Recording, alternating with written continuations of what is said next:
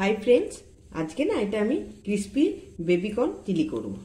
দেখো এগুলো ছোট ছোট করে কেটে নিচ্ছি। এটা হয় এই সাইজটা, তাতে আমি মাঝে একটা করে বার দিয়েছি, কেউ তুমি ছোট বড় যেমন খুশি করতে পারো। এটা কেটে নেওয়ার পরে ভালো করে জলে ধুয়ে নিচ্ছি। আর এই দেখো কড়াই গরম জল হচ্ছে, এটাতে আমি একটু নুন দেবো। নুন দিয়ে এগুলো আমি সব সেদ্ধ করতে দেবো। এই দেখো একটু নুন দিলাম, বেশি দেবো না।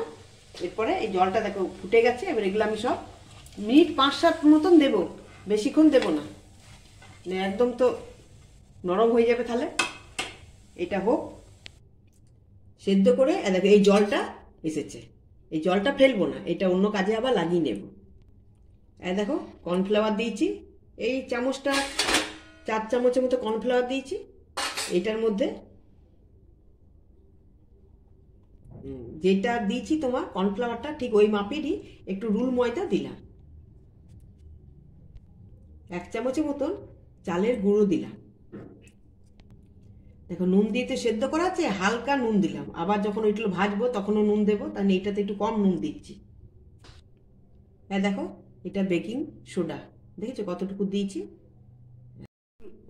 একটু হালকা জল দেব, বেশি দেবো না, পাতলা করলে এটা গায়ে লাগবে না। এটা হাতে মাখলেই যেন মনে হচ্ছে ভালো হবে। গরম আছে তো, এমনি করে মেখে নিতে হবে সবটা। দেখো দেখেছো পুরো গায়ের মধ্যে লেগে গেছে। যখন তুলে দেব একটা করে দিতে হবে, একসঙ্গে অনেকগুলো দিলে ওটা গায়ে লেগে লেগে যাবে। এটা খুব সুন্দর হবে। নিয়ে তোমাকে এটা ভাজবে, এরপর দেখাচ্ছি। দেখো তেল এসে গেছে, খুব গরম করে নিচ্ছি। এবার একটু মিডিয়াম আঁচে করব।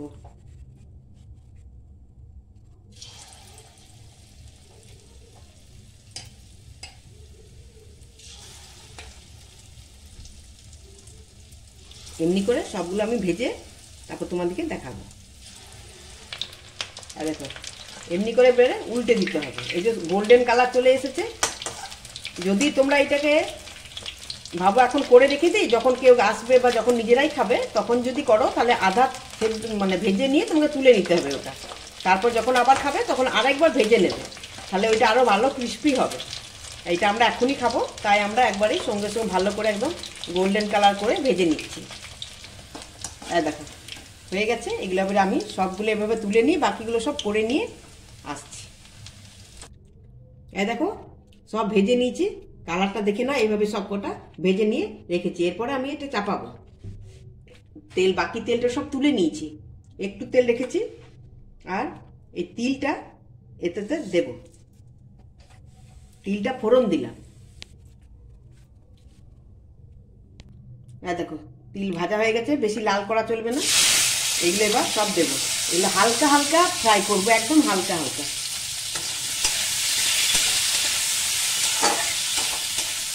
এমনি করে এই পেঁয়াজ দেব, পেঁয়াজের পিস করে রেখে দিয়েছি। দেখো টমেটো আছে, আর এগুলো দেবো। দেখো এগুলো হচ্ছে স্প্রিং অনিয়ন, যেটা আমরা বাংলায় বলি ভাই পেঁয়াজ শাকের ডাঁটা। দেখো আর একটু আদা, দেখো একটু আদা কুচি করেছি, আর একটু রসুন আদা দুটোই বেটে রেখেছি, ওইটা দেবো, এটাও দেখাবো। এবারে একটু আদা আর রসুন বেটে রেখেছি, দেখো এটা আমি দিয়ে দেবো। এটা একটু হালকা ভেজে নিই, ফ্রাই করে নিই। দেখো ওইটাতে নুন দেওয়াই আছে, আর হালকা এটা নুন দিচ্ছি। আর যে সেদ্ধ জলটা রেখে দিচ্ছি তো ওটাতে তো নুন দেওয়া আছে না, বেশি হলে ভালো লাগবে না। গোলমরিচের গুঁড়ো। দেখো টমেটোগুলো এবার দিয়ে দিচ্ছি। এবারে হালকা একটা গ্যাস একদম সিমে থাকবে, একটু নাড়াচাড়া করে নিলাম।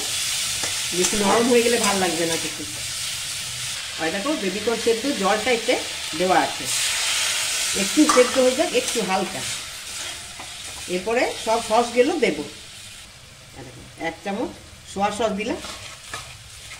এবার চিলি সস 1 চামচ, যে যেমন ঝাল খাবে দেবে। লাল লঙ্কা উপর থেকে দিতে পারো। টমেটো সস একটু বেশি লাগবে। এবার একটু নাড়াচাড়া করে দেবো।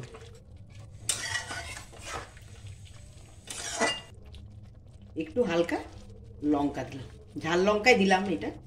এরপরে তোমার ওইগুলো সব দিয়ে দিচ্ছি। দেখো এগুলো সব দিয়ে দিলাম। এবারে এগুলো একটু নাড়াচাড়া করে নেব। দেখো দেখেছো, একদম দোকানের মতো সার্ভ করবো, তবে একদম ওইরকমই লাগবে। তোমরা লাইক আর ফলো করে দিও, শেয়ার করে দিও বন্ধুদের।